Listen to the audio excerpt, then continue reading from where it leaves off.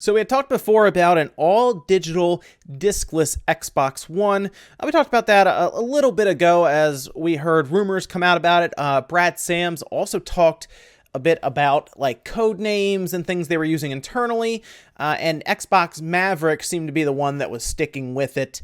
And now we have Windows Central talking a bit more about it, kind of just diving in a bit about when we can expect it. Now, when I heard a bit about this beforehand, we seemed to think it was going to show up in the first half of 2019, and that kind of is where Windows Central is still placing it. And they also have what appears to be the official name for it. Again, though, I still see these as rumors, which is why this would be considered rumor wave and everything. But the name that they are saying it's going to show up as, which is kind of funny because of what it ends up, actually, I guess, technically standing for, the Xbox One S All Digital Edition. So that would be the Xbox One SAD or the Xbox One SAD, which I don't know if that ends up being the correct title as they are claiming it is. I wonder if Microsoft realized that after they kind of started probably getting marketing together for it after looking at what the initials would technically stand for. I guess you wouldn't leave edition on the end, so it'd be SAD, Xbox One SAD, but they're saying that pre-orders will actually start like next month, like in April. So we're not that far away, which means that Microsoft would be announcing this thing soon. I don't think this is going to be a big deal. I think this is going to be something that they send a press release out for. Maybe they put it on Twitter and just let a few outlets know. I don't think it's going to be this big, massive announcement or anything.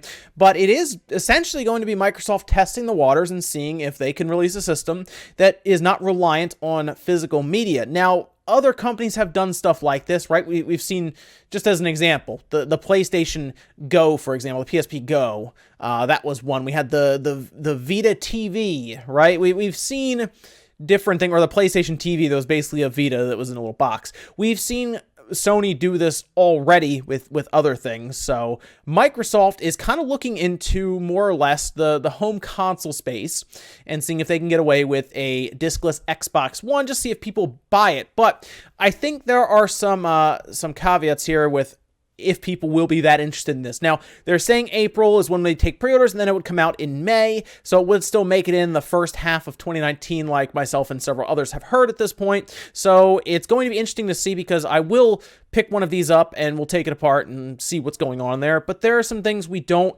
necessarily know at this time. We don't know the form factor. They seem to have like a mock-up, which looks like they just erased, obviously, the disk drive, as most people are probably picturing right now. It'd be like an Xbox One S that just doesn't have a disk drive. However, when I look inside the Xbox One S, as we've done before here, like the tallest thing on there is that disk drive. Like the fan could probably be shrunken a little bit. The power supply, there are ways that they could technically make it either thinner, lower profile, or they could actually shrink it kind of this way. So it could either be just overall a smaller box. The Xbox One S is already kind of small, right? It's not as big as the VCR looking Xbox One, but you remove a large component like the UHD Blu-ray drive, and you could potentially have a much smaller box, and that would be pretty cool to see. Airflow would probably be better, for example, inside. And this would be technically on their latest hardware that they can put out. There might be a revision for the APU in there, just again to kind of work alongside the smaller form factor. So we don't really know what we're going to see here, but a lot of us would like to assume it's just going to be they're going to use that space rather than have just a big hollow compartment in there. They would take advantage and just make it overall smaller. So the other question is, how much would this thing cost? Now, I have two ways of looking at this. Either they try to go ultra cheap and it's like a 500 gigabyte, $150 box, or it is $200 like I think a lot of us assume the reality would be, which isn't that far off from an Xbox One S, especially if you kind of look around and compare pricing and try to find one on sale. You can find an Xbox One S for actually kind of close to $200 if you really look around. Even at Black Friday, it was, I think, less than $200 with a game. If they put it out at $200, I think because it's all digital, it's got to have a bigger hard drive. And I mean like a 2 terabyte hard drive in there, because I know that UHD Blu-ray drive isn't super cheap for Microsoft to put in there. So if they're going to be ripping that out, put a little more money into the hard drive and give the person who is going to be downloading everything a large hard drive. Now, technically when you put a disc in for the Xbox One, it installs the whole thing to the drive, or to the hard drive anyway, but still, you're giving off this impression that it's technically having something removed, and if it's very close to an Xbox One S in pricing, a regular one, I think there has to be some advantage, and that could be hard drive space. But interesting stuff nonetheless. Xbox Maverick is going to apparently become Xbox One S All Digital Edition, and it's going to be due out in May according to Windows Central, which means we'll probably hear from Microsoft in the next week or two about an announcement and technically, I guess, where you can pre-order it from, because I don't even know how widely dispersed this is going to be, if this is going to be something that stores carry, or if you have to order it from Microsoft or go to the Microsoft store even, or hey, maybe GameStop will just straight up carry it and you just pre-order it from them.